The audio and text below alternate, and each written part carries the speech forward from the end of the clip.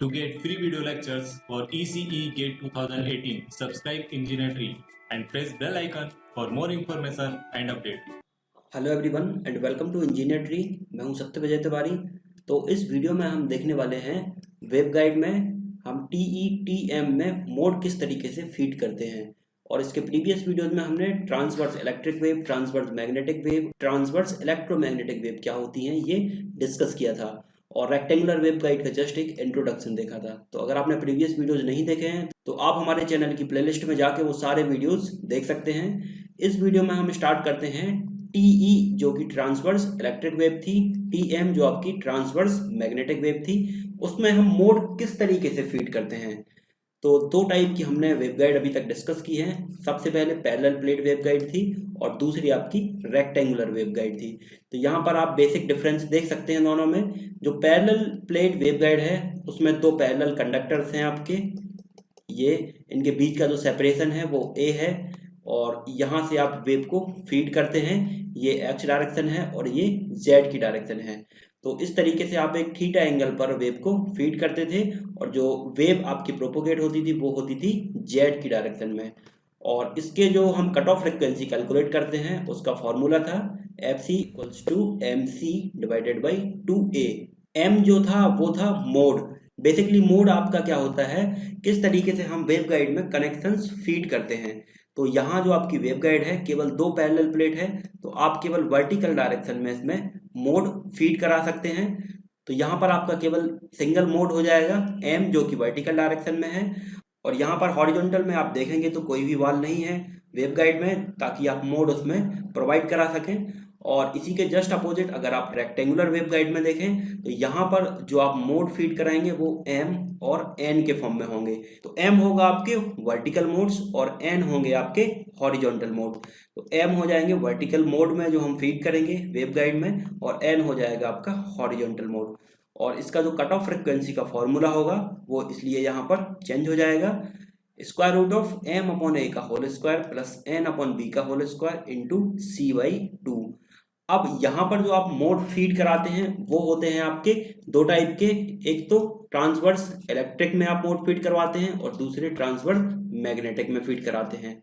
तो TE जो आपकी वेव होती है उसमें जो आपके मोड होते हैं वो होते हैं आपके वोल्टेज के फॉर्म में और TM वेव में जो हम मोड फीड देते हैं वो होते हैं आपके करंट के फॉर्म में। तो ये वोल्टेज के फॉर्म में होते हैं ट्रांसवर्स इलेक्ट्रिक वेव में और ट्रांसवर्स मैग्नेटिक वेव में आपके करंट के फॉर्म में होते हैं। अब ये किस तरीके से हम इसमें फीड करते हैं और क्या क्या इसमें होता है ये हम आगे डिस्कस करेंगे। और बेसिकली जो इसके मोड होते हैं वो आपके हम यहाँ पर डिनोट करते हैं TEMN से। अगर हम केवल अभी ट्रांसवर्स इलेक्ट्रिक वेव की बात करें तो M होते हैं आपके वर्टिकल फीड कनेक्शंस और N होते हैं आपके हॉरिजॉन्टल फीड कनेक्शंस। तो ये कभी कभी एग्जाम में क्वेश्चंस पूछे जाते हैं। तो इससे रिलेटेड हम कुछ एग्जाम्पल्स देख लेते हैं जिससे आपको कंफर्म हो जाएगा कि मोड किस तरीके से यहाँ पर हम कैलकुलेट करते हैं। तो यहाँ पर हम कुछ मोड के एग्जाम्पल देख लेते हैं। फर्स्ट आपको इस टाइप से, अगर ये रेक्टेंगुलर वेव गाइड है गिवन है और ये इसके मोड्स गिवन है, ये आप देख सकते हैं यहाँ पर ये वर्टिकल फीड गिवन है और ये हॉरिजॉन्टल फीड। तो इस टाइप का क्वेश्चंस आपको एग्जाम में पूछा जाता है, इसके मोड कैलकुलेट करने के लिए बोलते हैं। तो जो TE वेव होती है उसके मोड को हम डिनोट करते हैं TEMN से। तो यहाँ पर इसकी अगर हम मोड की बात करें तो ये हो जाएगी आपकी TE। यहाँ पर आप देख सकते हैं वर्टिकल में एक कनेक्शन फीड है यानी M = आपका हो जाएगा 1 और हॉरिजॉन्टल में भी एक कनेक्शन गिवन है तो N = हो जाएगा आपका 1।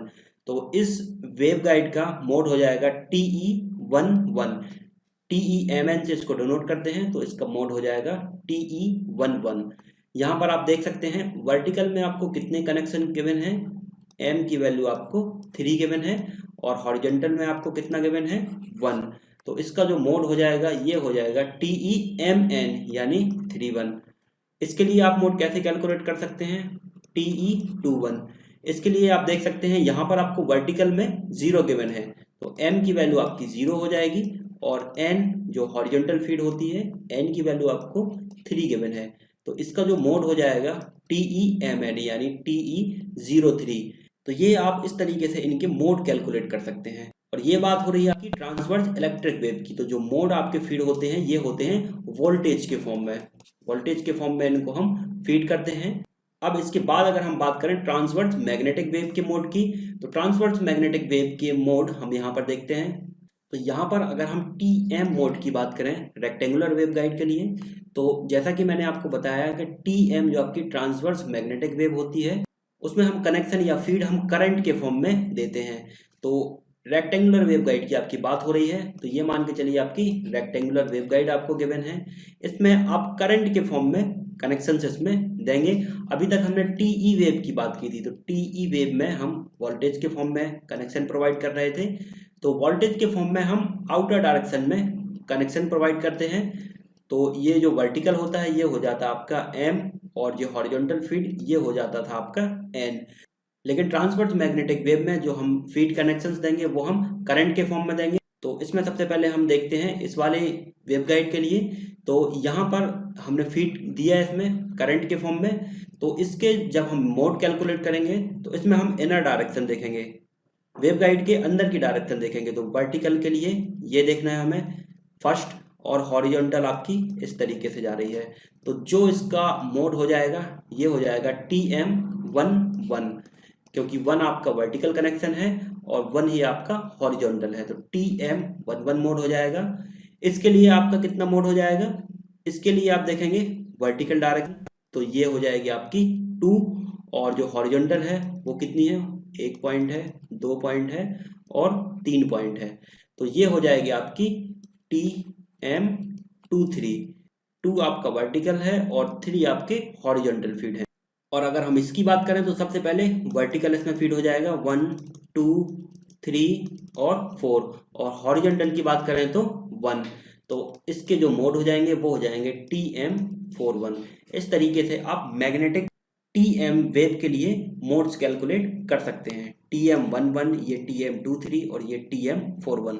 तो इसमें आप एक चीज ऑब्जर्व कर सकते हैं कि जो TM वेव होती है उसका जो मिनिमम मोड होता है वो TM11 होता है, इससे छोटा इसमें कोई भी मोड नहीं होता है। जैसे ये आपकी एक रेक्टेंगुलर वेव गाइड है, तो इसमें आप देख सकते हैं कि TM01 या TM10 एग्जिस्ट नहीं करेगा, क्योंकि जो इसके मोड हम कैलकुलेट करते हैं वो वर्टिकल डायरेक्शन लेते हैं फिर हॉरिजॉन्टल डायरेक्शन लेते हैं। तो इसका जो मिनिमम मोड हो जाएगा वो TM11 होगा। तो जो रेक्टेंगुलर वेव गाइड होती है उसमें TM01 या TM10 मोड आपके एग्जिस्ट नहीं करते हैं, और इन मोड को हम बोलते हैं इवान्सेंट मोड। तो ये आपको याद रखना है, इवान्सेंट मोड क्या होते हैं आपके रेक्टेंगुलर वेव गाइड में, TM01 और TM10, ये मोड आपके रेक्टेंगुलर वेव गाइड में एग्जिस्ट नहीं करते हैं, इनको हम बोलते हैं इवान्सेंट मोड। तो इसी तरीके से 2-3 और मोड हैं जो आपको याद रखना है। डिजेनरेट मोड आपके क्या होते हैं, जब आपके दो डिफरेंट मोड जैसे कि TE43 या TE34 है, और अगर आपकी जो रेक्टेंगुलर वेव गाइड है उसमें A=B है, तो इसकी जो कट ऑफ फ्रिक्वेंसी आएगी 4-3 के लिए वही कट ऑफ फ्रिक्वेंसी आ जाएगी आपकी 3-4 के लिए, तो इनकी कट ऑफ फ्रिक्वेंसी सेम हो जाएगी। तो जब दो डिफरेंट मोड के लिए आपकी कट ऑफ फ्रिक्वेंसी सेम हो जाएगी उसको हम बोलते हैं डीजेनरेट मोड। तो एक हुए आपके इवान्सेंट मोड और दूसरे हुए आपके डीजेनरेट मोड।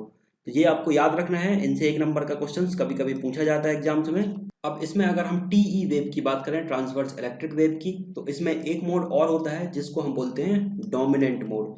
तो डोमिनेंट मोड आपका क्या होता है, जो लीस्ट कट ऑफ फ्रिक्वेंसी होती है उसको हम बोलते हैं डोमिनेंट मोड। तो TE वेव में जो आपकी लीस्ट कट ऑफ फ्रिक्वेंसी होगी वो किस तरीके से होगी, तो जो डोमिनेंट मोड होंगे आपके TE वेव के लिए वो हो जाएंगे TE10 और TE01।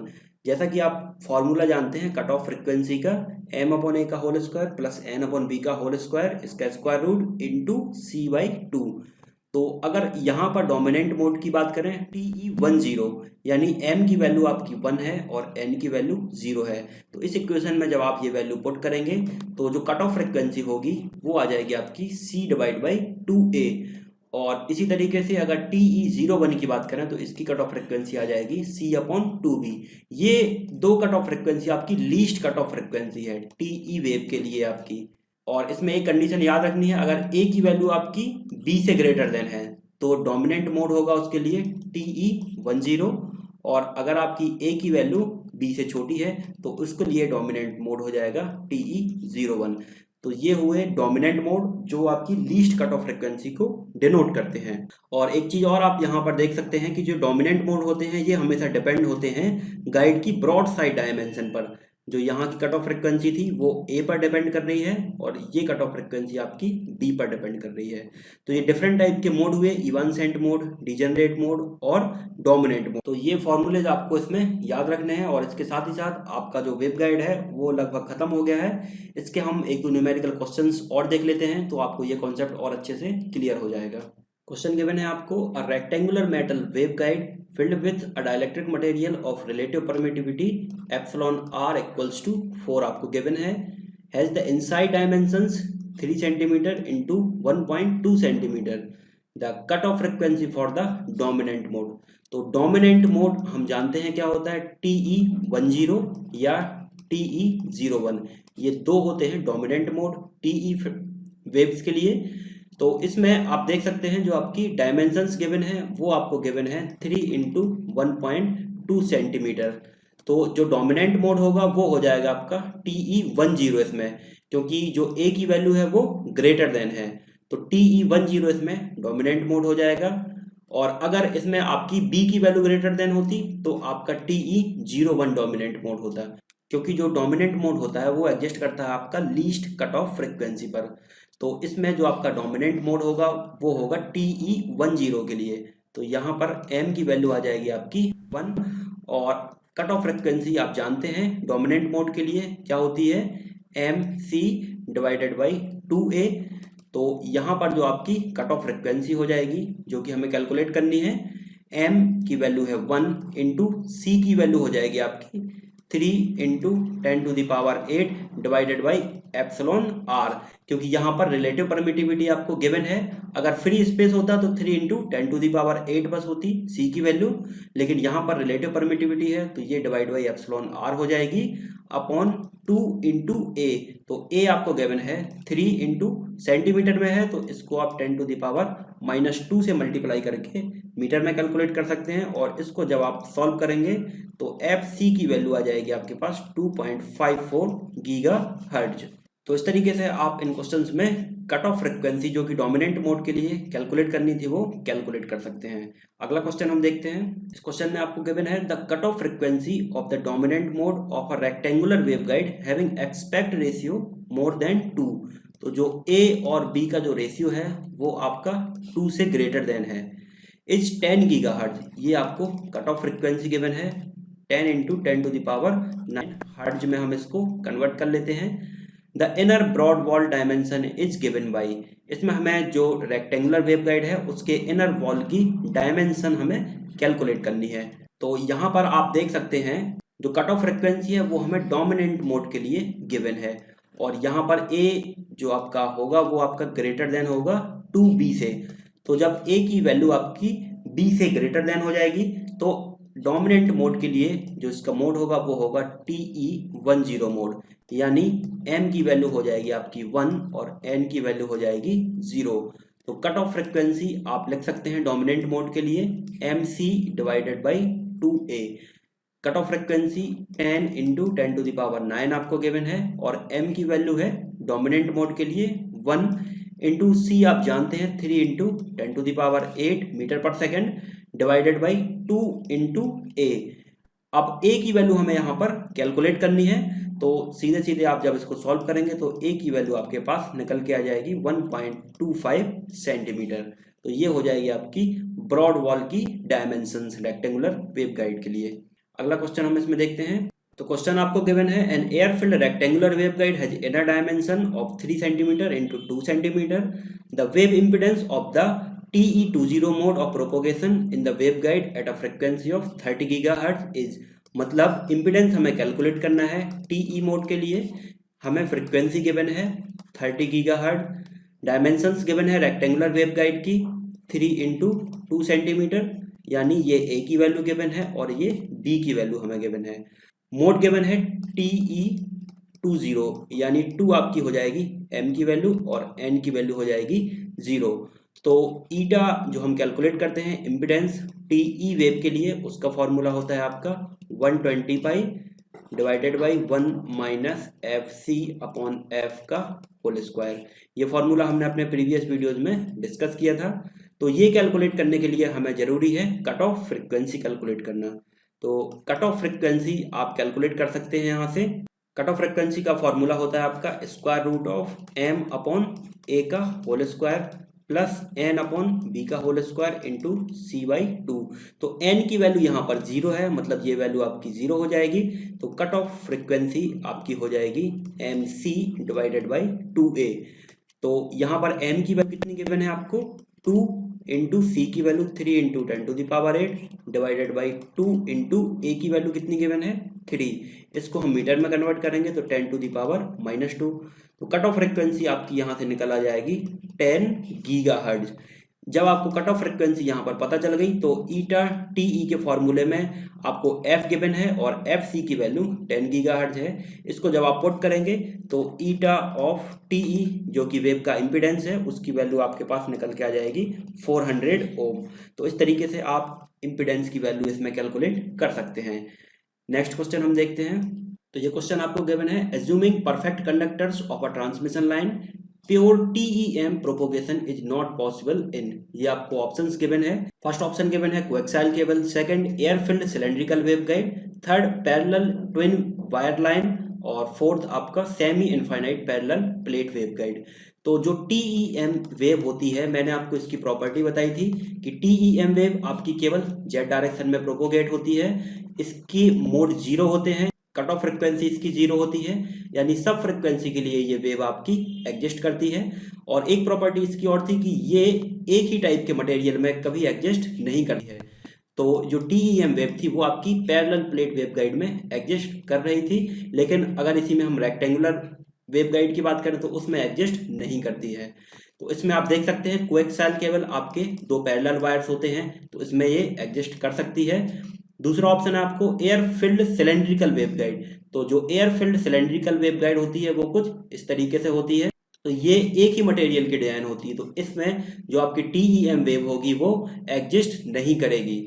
थर्ड ऑप्शन आपको गिवन है पैरेलल ट्विन वायर लाइन, यानी 2 आपको वायर गिवन है जो पैरेलली हैं तो इसमें भी एग्जिस्ट करेगी। और लास्ट ऑप्शन गिवन है आपको semi infinite parallel plate waveguide. तो इसमें भी 2 अलग अलग मटेरियल की पैरेलल प्लेट वेवगाइड है तो इसमें भी एग्जिस्ट करेगी। तो क्वेश्चन में आपको पूछा है pure TEM propagation is not possible in. तो जो प्योर TEM वेव है वो पॉसिबल नहीं होगी आपकी एयर फिल्ड सिलेंड्रिकल वेवगाइड में और रेक्टेंगुलर वेवगाइड में। तो option B is correct answer. Question आपको गिवन है which of the following represent electric field line for TE02 mode in cross section of hollow metallic waveguide. ये आपको metallic waveguide यहाँ पर गिवन है। इसमें आपको बताना है कि TE02 मोड के लिए क्या इसमें कनेक्शंस होंगे या किस तरीके से आप इसमें फीड करेंगे। तो options A B C D आपको यहाँ पर गिवन है। तो हमने इसके एग्जांपल्स देखे थे TE वेव के लिए। TE वेव में आप जानते हैं हम वोल्टेज के फॉर्म में इसमें फीड देते हैं और M और N के फॉर्म में देते हैं। तो यहाँ पर आप देख सकते हैं TE आपको मोड गिवन है 0 2। तो M की वैल्यू हो जाएगी 0 जो कि वर्टिकल फीड होता है, मतलब जो वर्टिकल फीड होगा वो 0 हो जाएगा। और N की वैल्यू आपको गिवन है 2। तो यहाँ पर आप देख सकते हैं यहाँ पर वर्टिकल फीड है तो ये ऑप्शन नहीं होगा आपका। यहाँ पर वर्टिकल फीड नहीं है लेकिन हॉरिजॉन्टल फीड है और N की वैल्यू कितनी है 1 है, क्योंकि जो इसका फीड होगा वो कुछ इस तरीके से होगा और M की वैल्यू इसमें 0 होगी। ऑप्शन सी को हम अगर चेक करते हैं तो इसमें वर्टिकल में 2 फीड हैं और हॉरिजॉन्टल में 0 है। तो M की वैल्यू 2 है यहाँ पर और N की वैल्यू 0 है, जो कि हमारे क्वेश्चन से मैच नहीं कर रही है। अगर हम डी ऑप्शन चेक करें इसमें तो देखते हैं वर्टिकल में कोई भी कनेक्शन नहीं है तो M की वैल्यू 0 है इसमें और N की वैल्यू कितनी हो जाएगी, एक यहाँ पर कनेक्शन गिवन है और दूसरा इस डायरेक्शन में है तो N की वैल्यू है इसमें 2। तो TE02 मोड के लिए जो इसका कनेक्शन होगा वो इस तरीके से हम शो कर सकते हैं। यहाँ पर N की वैल्यू 2 है और M की वैल्यू 0 है। तो ये आपका डी इसमें करेक्ट ऑप्शन हो जाएगा। तो इस तरीके से आप इनको देख के इनका कनेक्शंस पता कर सकते हैं। अगला क्वेश्चन देखते हैं। क्वेश्चन गिवन है आपको 2 rectangular waveguide 1 air field with internal dimension of 2 centimetre into 1 centimetre and the other dielectric field with internal dimension of 1 centimetre into 0.5 centimetre have the same cutoff frequency. For the dominant mode, the relative permittivity of the dielectric material is. यहाँ पर आपको दो rectangular waveguide given है, एक ये waveguide given है और एक दूसरी ये आपको रेक्टेंगुलर वेवगाइड गिवन है यहाँ पर। तो फर्स्ट जो है वो है आपकी एयर फील्ड वेवगाइड और दूसरी आपकी डाइलेक्ट्रिक फील्ड है और उसमें आपको एप्सिलॉन आर जो कि रिलेटिव परमिटिविटी है वो कैलकुलेट करनी है। इसकी डायमेंशंस हमें गिवन है 2 × 1 सेंटीमीटर और इसके लिए हमें गिवन है 1 × 0.5 सेंटीमीटर और आगे गिवन है आपको the same cut off frequency, मतलब इसकी और इसकी कट ऑफ फ्रिक्वेंसी जो होगी FC वो दोनों की सेम है और मोड कौन सा है आपका, डोमिनेंट मोड है। तो डोमिनेंट मोड के लिए कट ऑफ फ्रिक्वेंसी हो जाएगी आपकी MC/2A, क्योंकि यहाँ पर आप देख सकते हैं यहाँ पर A की वैल्यू ग्रेटर देन है B की वैल्यू से, तो यहाँ पर A हो जाएगी और यहाँ पर भी डोमिनेंट मोड आपका हो जाएगा TE10, क्योंकि यहाँ पर भी A की वैल्यू आपकी B की वैल्यू से ग्रेटर है।